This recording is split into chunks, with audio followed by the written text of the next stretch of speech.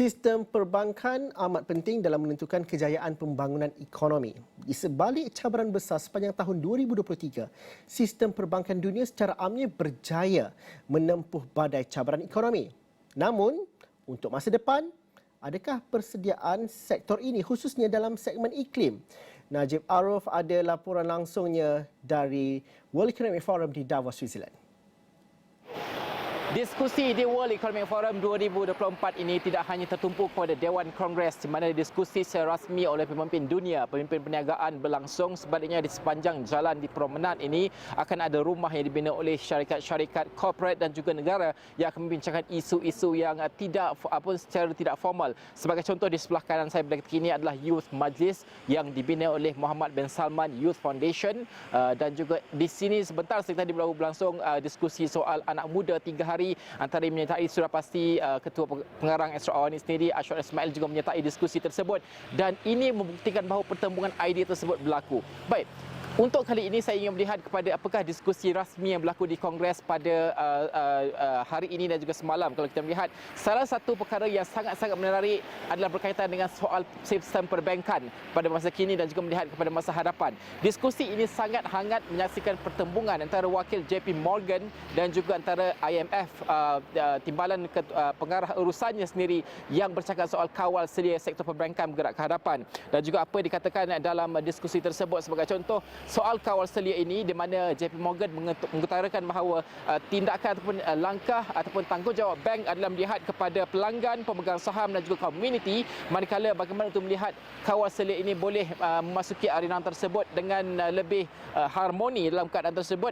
Dan pada masa yang sama, JP Morgan juga menegaskan bahawa bank tidak boleh tentukan masa depan dari segi pembiayaan tersebut, tetapi itu soal dasar yang perlu datang dan juga jelas perkara tersebut. Dan pada masa yang sama, beliau juga mengharapkan bahawa dari sudut kawal selia itu bukanlah bersifat menyekat dan sebagainya. Namun berbeza bagi IMF yang melihat kepada ataupun timbalan pengarah urusan IMF, Gita Gopinath, yang mengatakan bahawa tumpuan perkara tersebut bukan soal mengawal tetapi meletakkan satu standard dan juga memastikan bahawa risiko sistemik tidak berlaku dalam perbankan apabila berlakunya salah menilai risiko dalam sektor perbankan tersebut. Jadi pertemuan ini sangat-sangat menarik.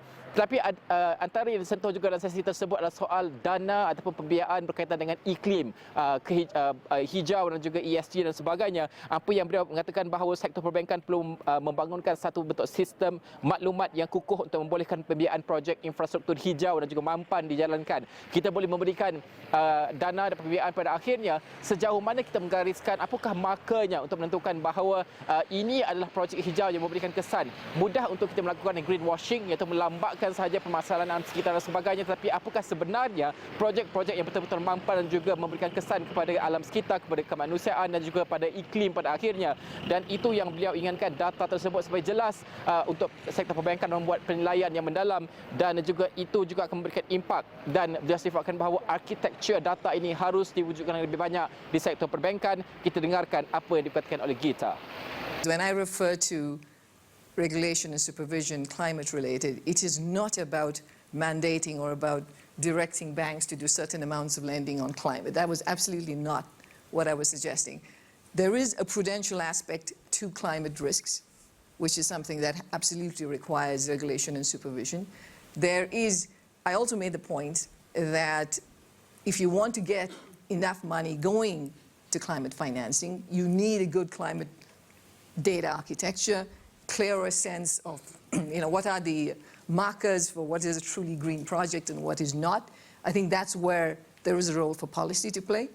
Dan sudah pasti pada sesi yang sama juga kita menekankan bahawa dunia memerlukan sekitar 40 trilion US dollars untuk pembiayaan iklim menjelang 2030, dan setakat ini komitmen yang disaksikan di peringkat dunia adalah pada nilai 9 trilion US dollars, dan banyak lagi ruang penambahbaikan dana pembiayaan boleh dilakukan. Baik, bukan itu sahaja kepada apa yang disentuh dalam sesi tersebut, melihat kepada krisis perbankan, apa yang kita sentuhkan, melihat kepada keseluruhan sistem perbankan pada ketika ini masih lagi berdaya tahan berdepan dengan dengan krisis yang berlaku sepanjang tahun 2023, iaitu kenaikan kadar faedah yang begitu tinggi dan juga ketegangan geopolitik yang sedikit sebanyak memberikan kesan kepada sektor perbankan. Dan pada masa sama, apabila beliau mengatakan bahawa menegaskan pentingnya untuk melihat kepada pemantauan, bukan hanya kepada kawal selia. Maksud kawal selia sudah ada di bank pusat dan sebagainya, tapi pemantauan berkala untuk memastikan bahawa pengurusan risiko itu dilaksanakan dengan begitu baik oleh sektor perbankan dan pada akhirnya kesan sistemik tidak berlaku sekiranya sesuatu bank itu gagal.